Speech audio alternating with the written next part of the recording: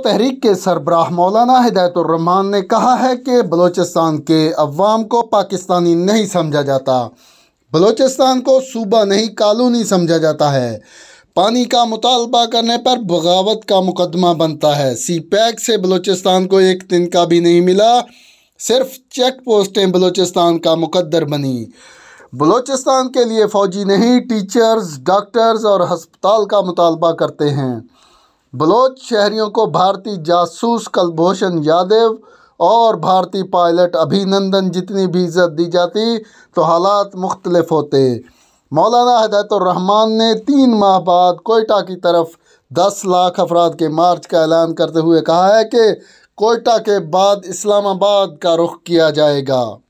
इस्लामाबाद में अपने एजाज़ में दिए गए अशाइये से खिताब करते हुए मौलाना हिदायतुर रहमान ने कहा कि बलूचिस्तान के अवाम अपना हक मांगते हैं। बलूचिस्तान का मसला क्या है? असल में ये पाकिस्तान के लोग अब तक बहुत बड़ी तादाद, हमारे तहरीकी दोस्त भी और दूसरे दोस्त भी असल में नावाकिफ हैं कि असल बलूचिस्तान का मसला क्या है। कॉन्फ्रेंस जो थे, जिन्होंने बलोचों को भी इस्लामाबाद में आकर के उनका सौदा किया, और पश्तून कॉन्फ्रेंसों ने भी वहाँ के पश्तूनों के नाम पर सियासत की, फिर इस्लामाबाद आकर अपने इक़्तिदार की खातिर उनका सौदा किया। इसलिए वहाँ के लोग उनको कॉन्फ्रेंस तो नहीं कहते, इक़्तिदार परस्त कहते हैं कि अपने इक़्तिदार की खातिर, कुर्सी की खातिर उन्होंने बलोचों को भी बेचा, उन्होंने पश्तूनों को भी बेचा, उन्होंने बलूचिस्तान का उन्होंने सौदा किया और खुद अरबपति और खरबपति बन गए। आज वहाँ के सरदार, वहाँ के जागीरदार, वहाँ के ब्यूरोक्रेट्स, वहाँ के जर्नैल, जिन्होंने बलूचिस्तान में मुलाजमतें की या सियासत की, वो अरबपति और खरबपति बन गए। इसलिए बने कि सबसे ज़्यादा करप्शन बलूचिस्तान में है और सबसे ज़्यादा जागीरों के वो मालिक बन गए। 2-3 चीज़ें मैं सिर्फ बलूचिस्तान के बारे में आपके सामने रखता हूँ। बतौर एक बलूचिस्तान के एक फर्जंद के, बतौर एक सियासी कारकुन के मैं आपके सामने रखूँगा कि मैं कोई कॉन्फ्रेंस नहीं हूँ या कोई कब्रिस्तान ज़ैन भी मेरा नहीं है। मैं जमात इस्लामी का कारकुन हूँ, नज़रियाती फिक्री तौर पर जमात इस्लामी का एक जिम्मेदार हूँ। बलूचिस्तान को शुरू दिन से एक सूबा नहीं समझा जाता, एक कॉलोनी समझा जाता है। शुरू दिन से सूबा तो बाजार कागजों में तो बनाया गया है, लेकिन उसके सूबा अब तक उसको समझा नहीं गया। एक कॉलोनी के तौर पर, एक छावनी के तौर पर पूरा बलूचिस्तान के साथ ये रवैया है। और बाकी जितने फैसले इस्लामाबाद के, पिंडी के, बाकी जितने फैसले हैं बलूचिस्तान के हवाले से हैं, वो इसी तरह है कि एक कॉलोनी है बलूचिस्तान, एक सूबा नहीं है। दूसरा, बलूचिस्तान के अवाम को भी, जितने ये जाने बलूचिस्तान है, उनको पाकिस्तानी नहीं समझा गया आज तक। उनको कभी इंडिया का एजेंट कहा गया, हत्ता कि हमने जब पानी मांगा हमें इंडिया का एजेंट कहा। बगावत का मुकदमा दायर हुआ, बगावत का मुकदमा मुझ पर दायर हुआ। 4 शेड्यूल में मेरा नाम डाला, अकाउंट्स मुंजमद किए, 4 FIR एक हफ्ते में हमने दर्ज किए। हम तो इंडिया के एजेंट तो नहीं है। मुझसे पहले, हमसे पहले जितने भी सियासी कारकुन थे, सबको और पूरे पाकिस्तान, बलूचिस्तान के लोगों को पाकिस्तान को नहीं समझे, उसको शक की निगाह से देखते।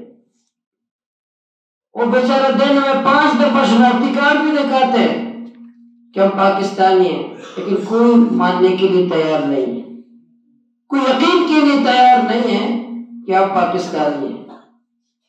यकीन कोई इदारा, कोई वफाकी इदारा, कोई सिक्योरिटी इदारा यकीन करने के लिए तैयार नहीं है कि ये बेचारे पाकिस्तानी हैं, और शनाख्त रोजाना दिखाते 5 दफा। तीसरा यह है कि बरेली बलूचिस्तान को फिर तीसरे दर्जे का शहरी, यानी आप मैं मुसलसल कह रहा हूं कि जो एक कलभूषण बलूचिस्तान में पकड़ा गया, उसके ऊपर इल्जाम यह है कि उन्होंने फंडिंग वहां एंटी पाकिस्तान सरगर्मियों में माली मदद की है। लेकिन इसी कलभूषण को जो वफाकी इदारे जो इज्जत दे रहे हैं, अगर ये इज्जत एहले बलूचिस्तान को देते तो बलूचिस्तान की हालत बहुत अच्छी होनी थी। आज जो इज्जत उन्होंने एक इंडियन कलभूषण को आज दे रहे हैं, जो पकड़ा भी बलूचिस्तान से गया था, और उस पर इल्जाम भी ये है कि वो एंटी पाकिस्तान ग्रुप्स को माली इमदाद दे रहे थे, उनकी ट्रेनिंग का बंदोबस्त किया। अंदाजा लगाएं, कलभूषण को तो इज्जत देने के लिए तैयार है यहाँ के इदारे, रेमंड डेविस को तो इज्जत देने के लिए तैयार है, और जो कप्तान पकड़ा गया जो बमबारी करने आया था यहाँ, उसको जिस वीआईपी तरीके से रुखसत किया, लेकिन एलिया ने बलूचिस्तान के जो लोग हैं उनको इज्जत इन्होंने इनको दी, उनका 50% भी देते, उनका 25% भी बलूचिस्तान वालों को देते और पाकिस्तानी समझते, तो आज बलूचिस्तान की हालत बहुत बेहतर होनी थी। लोग नौजवान पहाड़ों पे न जाते, लोग बगावत न करते, लोगों को मुल्क के बारे में शुकूक शुबात न होते। आज बलूचिस्तान के लोगों के दिमागों में, वहां के नौजवानों के दिमागों में अगर मुल्क के बारे में चंद बातें हैं, उसके जिम्मेदार हमारे इदारे, हमारे वफाकी इदारे, हमारे सिक्योरिटी इदारे, हमारे एस्टेब्लिशमेंट है, हमारे फौजी इदारे, हमारी हुकूमतें हैं, और जो स्विट्जरलैंड में बैठे हुए बलोच लीडर है जो अलायदगी पसंद है, वो जिम्मेदार नहीं है। उन्होंने नहीं डाला, क्योंकि मेरी मां को गाली किसी बलोच लीडर ने नहीं दी, फौजी ने दी। मेरी बहन को गाली वफादारों के सरबराह ने दी। मेरे नौजवान को मारकर उसकी लाश जंगल में इन्हीं ने फेंका। मैं आपको एक वाकया अभी बताता हूँ। अभी एक हफ्ता पहले जो मंशिया, हमारे एजेंडा में मंशियात भी है, तो सिक्योरिटी इदारों के साथ नशिस्त थी, तो एक एसएसपी पुलिस ने कहा कि एक नौजवान को हमने पकड़ा, उस नौजवान ने 8 एफसी वालों को कत्ल किया था। तो इस नौजवान से हमने तफ्तीश की कि आप किस तंजीम से ताल्लुक रखते हैं। उस नौजवान ने कहा मैं किसी कदम तंजीम से ताल्लुक नहीं है, मैं बीएलए का नहीं हूं, मैं किसी जो कदम तंजीम है, दहशतगर्द तंजीम, उसके साथ में नहीं हूं। आप मुझे पूछे मैंने क्यों मारे हैं, उसने कहा आप बताएं। ये एसएसपी पुलिस का बयान है, उसमें मैं भी मौजूद था मीटिंग में। कहा कि उस नौजवान ने कहा मैं अपने वालिद के साथ, बूढ़े वालिद के साथ चेक पोस्ट से गुजर रहा था, हमें एफसी वालों ने रोका, मेरे अब्बू को उतारा और मेरे अब्बू को कहा कि जो मोटरसाइकिल है उसके गर्म सलसर पे मुंह लगाओ। तो मैंने देखा मेरे अब्बू के आंसू निकले। मैं अपने जब घर गया मैंने अज़म किया कि मैं अपने अब्बू के आंसू का बदला लूंगा। मैं जाके अब्बू को घर छोड़ा और घर छोड़ने के बाद बाहर निकला, मैंने 8 एफसी वालों को मारा और अब तक मेरे अब्बू के आंसू पूरे नहीं हुए। अगर मुझे फांसी दोगे तो 8 होंगे, अगर छोड़ दिया मजीद मारूंगा। मैंने अब्बू का आंसू का बदला लेना है। आप मुझे बताएं इसका जिम्मेदार कौन है? कौन जिम्मेदार है कि एक बूढ़े बाप को आप कहें कि सिर्फ ये कि पाकिस्तानी नहीं थे, रियासत पाकिस्तान के मानने वाले नहीं थे, इस मुल्क के शहरी नहीं थे, सिर्फ एफसी वाले मुल्क के शहरी हैं, सिर्फ फौजी मुल्क के शहरी हैं, सिर्फ जर्नैल मुल्क के शहरी हैं।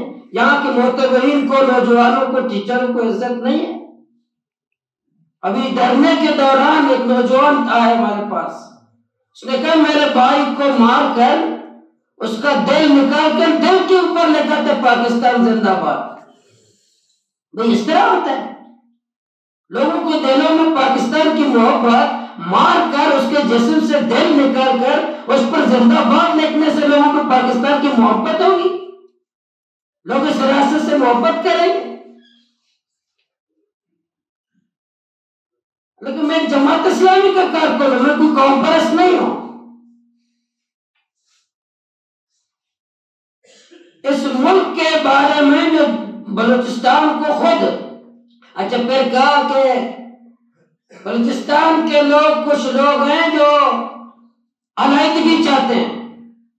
मैंने वहां बताया कि 71 में पाकिस्तान टूटा था, उसमें एक बलोच का नाम है, एक बलोच का नाम है उसमें, कोई एक बलोच का नाम नहीं है उसमें। जब अमली तौर पर पाकिस्तान को तोड़ा था, आज का पाकिस्तान तो कायद आजम का पाकिस्तान तो नहीं है, जनरल याह्या खान का पाकिस्तान है ना। कायद आजम का पाकिस्तान तो नहीं, जनरल का पाकिस्तान है। कायद आजम का पाकिस्तान बांग्लादेश तो शामिल था, जनरल का पाकिस्तान जो 2 टुकड़े हो उसमें एक भी बलोच का नाम नहीं है। बलोच ने पाकिस्तान नहीं तोड़ा, जनरलों ने पाकिस्तान तोड़ा, जागीरदारों ने पाकिस्तान तोड़ा, और एक को भी सजा नहीं मिली। मेरा एक बलोच को आप शक की बुनियाद पर आप कत्ल करते हैं, जंगल में फेंकते हैं, जिन्होंने पाकिस्तान 71 में तोड़ा था। एक दिन के लिए कोई जेल गया? एक दिन के लिए कोई जेल गया? जिसने पूरा आधा बाजू काटा था, एक दिन के लिए कोई जेल नहीं गया। और मेरा कोई अगर फेसबुक में कमेंट्स भी दे दे, उसकी लाश पर हम जंगल से आकर ले लेते हैं। कितनी माएं आज हमारे बलूचिस्तान की, उनके आंसू खत्म हो गए रो रो कर, आंसू, कि मेरा प्यारा लखते जगह इनकी हुकूमत कानून में, फौजियों की हुकूमत कानून में तशद्दुद कर रहे हैं, उन पर मार रहे हैं, उनको उनकी लाशें जंगलों में फेंक रहे हैं। तो किस तरह ये लोग रियासत, जो सबसे बड़ा चोर होगा, सबसे बड़ा मुहब्बत वतन वही है, सबसे बड़ा जो डाकू होगा, सबसे बड़ा मुहब्बत वतन है, सबसे ज्यादा चोर होगा, सबसे बड़ा मुहब्बत वतन है। हमारे तरफ सबसे ज्यादा जो ड्रग माफिया होगा, सबसे बड़ा मुहब्बत वतन है। तो सबसे बड़ा लैंड माफिया होगा, सबसे बड़ा मुहब्बत वतन है।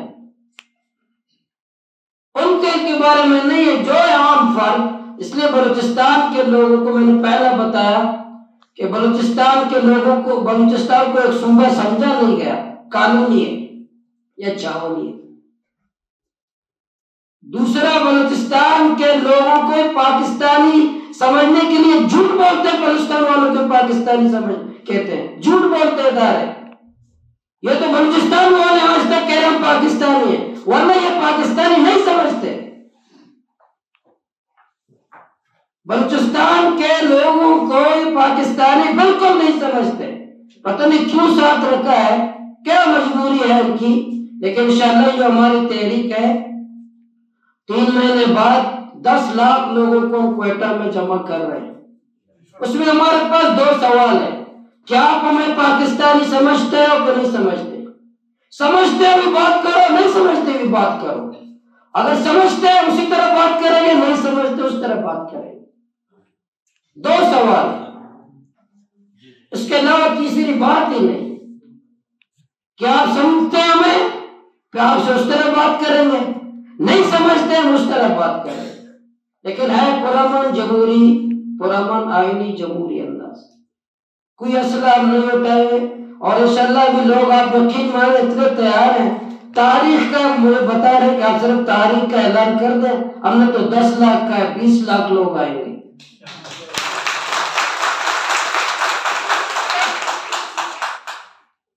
कितने लोग ये।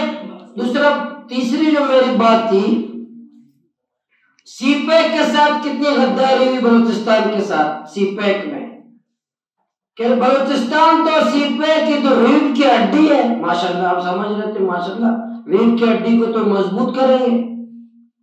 ग्वादर माते का झूमर है, हम भी समझ रहे थे कि सीपैक में माते का झूमर है। आप यकीन माने, बलूचिस्तान को, सीपैक का वजूद बलूचिस्तान में बिल्कुल ही नहीं है। ये झूठ है कि सीपैक बलूचिस्तान में है।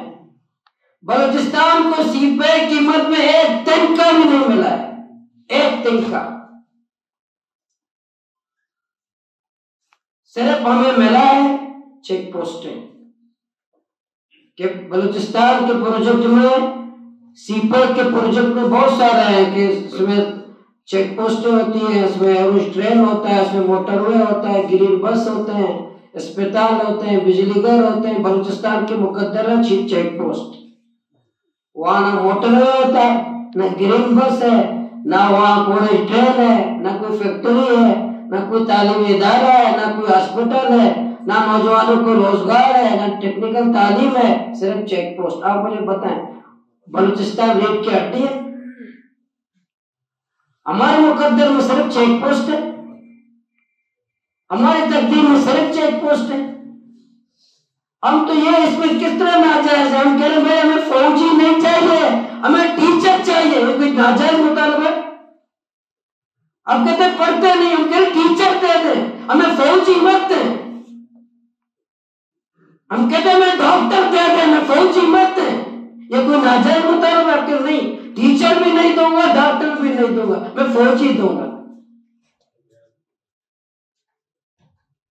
हम कह रहे हैं चेक पोस्ट मत दे, तालीमी इदारे दे, हमें चेक पोस्ट मत दे, हमें हॉस्पिटल दे दे। ये कोई नाजायज मुतालबा है? ये कोई नाजायज मुतालबा? जो स्कूल मांग रहे हो, जो हॉस्पिटल मांग रहे हो, आप उनको चेक पोस्ट दे रहे हैं। ये वजूहात है। ये आज जो बलूचिस्तान की जो हालत है, जो आतिश पेशा है बना हुआ है, और ये शुक्र करें कि हमारे हाथ में, इदारे भी शुक्र करें। और इंशाअल्लाह ये जो पूरी तहरीक है, इसमें इतना खौफ का माहौल उन्होंने बनाया था। कांग्रेस तो सौदाबाजी में थे, ठेकों में मसरूफ थे, कुर्सी की जंग में मसरूफ थे। बलूचिस्तान में तो हर 3 महीने बाद कुर्सी पर लड़ाई होती है। हर साल 3 दफा वज़ीर आला तब्दील होते हैं, वज़ीर तब्दील हो जाते हैं, काबीना तब्दील, आपस की कुर्सियों की लड़ाइयों में मसरूफ है। लेकिन इंशाअल्लाह ये तहरीक चली है, कामयाबी के साथ जा रही है। और इस तहरीक से हमें क्या मिला? आज पूरे बलूचिस्तान में खौफ का माहौल खत्म हो गया। हर गली से लोग बात कर रहे हैं। इन्होंने जो खौफ पहना हुआ था, वो बात करोगे लापता हो जाओगे, बात करोगे तो लाश जंगल में पे। तो आप यकीन माने कि आज बलूचिस्तान का हर देहात में, हर शहर में फौजी के सामने लोग खड़े हैं। फौजी कहते खड़े हो, जो तब खड़े, बलूचिस्तान हमारा, तुम्हारे बाप का नहीं है। और ये नारा दोहरा रहे हैं। हर बलूचिस्तान का शहरी ये कह रहा है कि बलूचिस्तान हमारा है, वहां का साहिल हमारा, वहां के मादनियात हमारे, वहां के शहर हमारे, वहां के वसाइल हमारे, किसी जर्नल के बाप के नहीं है। जो मुझे बलूचिस्तान में आकर के पूछे कि आप दिन में 5 दफा कहां से आए, मैं तुमसे पूछूंगा कि तुम कहां से हो, क्योंकि बलूचिस्तान मेरा कब्रिस्तान है, मेरी सरजमीन है, मेरी इज्जत है। बस किसी कुव्वत को ये मालिक नहीं बनने देंगे। अगर कोई पाकिस्तानी समझता है कि पाकिस्तानी है, अगर नहीं समझता कि पाकिस्तानी बिल्कुल नहीं हो, और ये साफ बात है, हमें इतना शौक भी नहीं है, पाँव में किसी की नहीं पकड़ेंगे। कोई समझता नहीं है हमें कि भी बिल्कुल नहीं है आप, और मार भी रहा है, बेइज्जत भी कर रहा है। अब हमारा जो बलोच माशरा है, आपके भी किसी की माँ और बहन को गाली देना कितनी छोटी बात है? ये छोटी बात है क्या? किसी फौजी को इजाजत है आईने पाकिस्तान के तहत किसी शहरी के माँ बाप को गाली दे? इसको इजाजत है? ये तहरीक कब शुरू हुई? तहरीक उस वक्त जब हमारी शुरू हुई, ग्वादर में फौजी हमारे चंद घरों के छत पे चढ़ गए। हमारे एक बुजुर्ग नाखुदा अनवर जो माहीगीरों का काम करता हुआ आया कि मौलाना हमारे छत में घरों के में घर आए तो छत पे फौजी थे, नीचे हमारे घर वाले। वो वीडियो भी आपने देखा। फिर उनको मैंने सारे समंदर में बुलाया, माहीगीरों को बुलाया, सामने फौजियों को बिठाया, ब्रिगेडियर वायु कर्नल 4-5 लोग थे, वो सामने बैठे थे। उनको आप घर में छत पर क्यों कर चढ़े? क्या गलती हो गई? उसमें मैंने बताया कि देखिए बलोच बेगैरत नहीं है।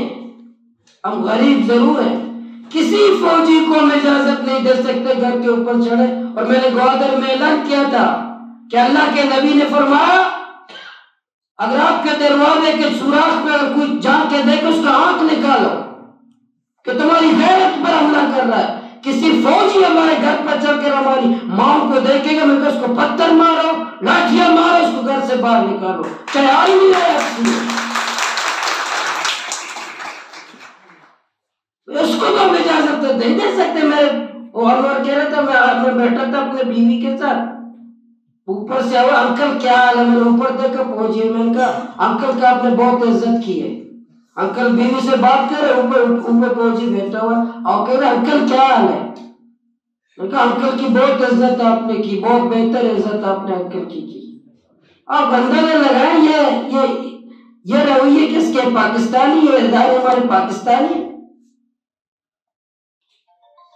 तो ये हमारे वो दर्द थे, दुख थे, माहिर परेशान, कारोबारी लोग परेशान, नौजवान परेशान, उलमाए किराम परेशान, हर फर्द की तौहीन। लेकिन उसके बाद क्या हुआ, मैं आपकी कामयाबी भी बताऊंगा। अल्हम्दुलिल्लाह जब ये जोर और शोर के साथ हमने आवाज उठी कि बलूचिस्तान हमारा है, तो 700 चेक पोस्टें खत्म हो गई हैं।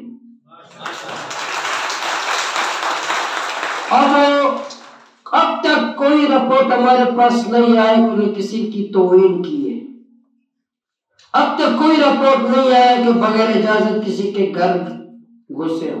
छत पे चढ़ने की तो हिम्मत ही नहीं करेंगे, लोगों के हाथ में पत्थर पहले से मौजूद है, वो तो जाएंगे नहीं कि वो किसी के घर के छत पे खड़े हो जाए। इंशाल्लाह वो तो करेंगे नहीं, ये गलती करेंगे पर वो भुगतेंगे भी इंशाल्लाह। साफ बात है कि कहते हैं मैं फौज के फौज मुकद्दस अदार है। भाई मुकद्दस हम लोग, फौज हमारा नौकर है, चौकीदार है, मालिक हम है। आईन पाकिस्तान, अगर आप आईन मानते तो आईन पाकिस्तान के तहत फौज चौकीदार, अवाम मालिक, आईन पाकिस्तान के तहत अगर आप आईन को मानते तो मालिक हम नहीं। अब चौकीदार मालिक के घर पे चढ़ता है, उसकी मां बाप की तौहीन करता है। मालिक मैं हूं, वो चौकीदार है, चौकीदार मालिक हो। लेकिन अब बलूचिस्तान में ऐसा नहीं होगा, उसको चौकीदार की तरह रहना पड़ेगा, वरना बलूचिस्तान से निकलना पड़ेगा, इसके अलावा नहीं होगा। और ऐसा अवामी रद्द-ए-अमल है, अभी परेशान है कि इतना बड़ा हमने बनाया हुआ था, सरदारों को अपने साथ मिलाया हुआ था, नवाबों को अपने साथ, लैंड माफिया को अपने साथ, ड्रग माफिया। क्या हुआ अचानक? क्या हुआ? इतने लोग, हजारों लोग, लाखों लोग, ख्वातीन, बच्चे कैसे निकला? अभी सिर्फ हमने ग्वादर में मुजाहरा किया, क्वेटा का बाकी है, तुर्बत का बाकी है, पंजगूर का बाकी, खारान का, लसबेला का, नोशकी का, वो तो बाकी है। अभी सिर्फ एक जगह हमने मुजाहरा किया है। 3 दिन बाद, 3 महीने बाद हम क्वेटा जाएंगे 10 लाख लोगों के साथ, तो उनका क्या असर होगा? तो ये एफसी हमारा मुकाबला कर सकेगा, ये फौज हमारा मुकाबला कर सकेगा? हमें मारे हम तो पूरा मारे। 32 दिन हमने धरना दिया, हमारे 2 नौजवानों में तलकला में भी नहीं हुई, एक वाकया भी नहीं हुआ, कोई बदअमनी नहीं हुई। अल्हम्दुलिल्लाह में इमरान खान के धरने से ज्यादा पुरअमन था। तो ये हमारी चंद आपका शुक्रिया अदा करके हमारे दिल की बातें थी बतौर एक बलोच के, बलूचिस्तान के, एक शहरी के, ग्वादर के शहरी के। हम गुस्से में क्यों हैं, हम परेशान क्यों हैं? गुस्से में क्यों? हम कहते हैं पाकिस्तानी है, कहते नहीं। दिन में 5 दफा हमारा एक साथी रुकन है, वो कहते हैं गाड़ी है, तो मैं गाड़ी के उस पर अपना फाइल रखा, उसमें सिर्फ डेथ सर्टिफिकेट नहीं है, बाकी सब मैंने रखे। अगर फौजी आता है कहते ये फाइल है, उसमें बर्थ सर्टिफिकेट भी है, पोलियो के टीके का कार्ड भी है, शनाख्ती कार्ड भी है, और सब है। कहीं सिर्फ डेथ सर्टिफिकेट नहीं है, जो आप देखना चाहे देख लें। पैदाइशी सर्टिफिकेट उसके पास है, शनाख्ती कार्ड दिखाते हैं, दिखाते हैं, देख रहे थे नाम क्या है, शनाख्ती कार्ड अब हाथ में है, फिर नाम क्या है? हॉस्पिटल के गेट पे, आप इस्लामाबाद के हॉस्पिटल के गेट पे आर्मी खड़ी है किसी हॉस्पिटल के, हमारे ग्वादर में हॉस्पिटल के गेट पे आर्मी अगर मरीज मर रहा हो, आखिरी सांस हो, जब तक आप एंट्री आर्मी के पास नहीं करेंगे हॉस्पिटल के अंदर नहीं जाओ। ये दुनिया के किस हॉस्पिटल में है? आर्मी का काम क्या है? आजकल अस्पताल के गेट में आर्मी, जहां थोड़ा सा पानी है लोग गुस्ल करने जाते तफरी, वो आर्मी। क्रिकेट स्टेडियम बनाया हमारे लिए माशाल्लाह बनाया, उसके गेट पे आर्मी, क्योंकि घास बकरी ने इतना बड़ा इदारा, आज मुकद्दस तरीन इदारा, इतने छोटे छोटे कामों में मसरूफ है कि स्टेडियम के घास को बकरी ना खाए, आर्मी खड़ी है। अस्पताल के गेट पे आर्मी है। घूमने जाए समंदर, माहिर समंदर जाते हैं शिकार के लिए, वहां आर्मी है। भाई आप बॉर्डर आपका है, आप बड़े काम कर लें। तो ये हमारे साथ जो रवैया आज है बलूचिस्तान इसलिए तकलीफ में है, अजियत में, लेकिन खुशाइन बात ये आज बेदार है। आज बलूचिस्तान के लोगों में शऊर है। इंशाअल्लाह सौदेबाजी नहीं करेंगे, अपने हक के लिए निकले हैं। आज खौफ का माहौल खत्म हो गया, आज मायूसी का माहौल खत्म हो गया। वो बेदार है, मैदान में जद्दोजहद कर रहे हैं। इंशाअल्लाह आपका इस्लामाबाद के दोस्तों का तावन हमारे साथ होगा। क्वेटा के बाद जब हम इंशाअल्लाह 3 महीने बाद जब क्वेटा आएंगे, उसके 3 महीने बाद हमारा इरादा है कि हम इस्लामाबाद आ जाएं, क्योंकि असल हुक्मरान पिंडी यहीं पर है,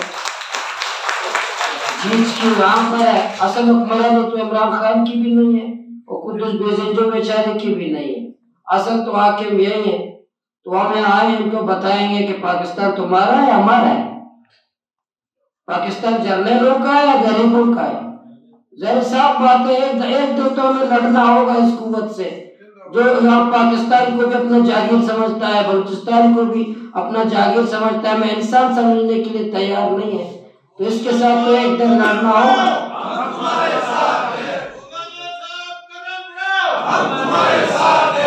इंशाल्लाह हमने जंग का आगाज किया, आप लोग हमारा साथ दे दें। असल मसला जमात इस्लामी का भी यही है, जमात इस्लामी में उस वक्त इक़्तिदार में नहीं आएगी, यही आखिरी जंग ना करे, एक जंग करेगा इंशाल्लाह वज़ीर आज़म सिराजुल हक साहब।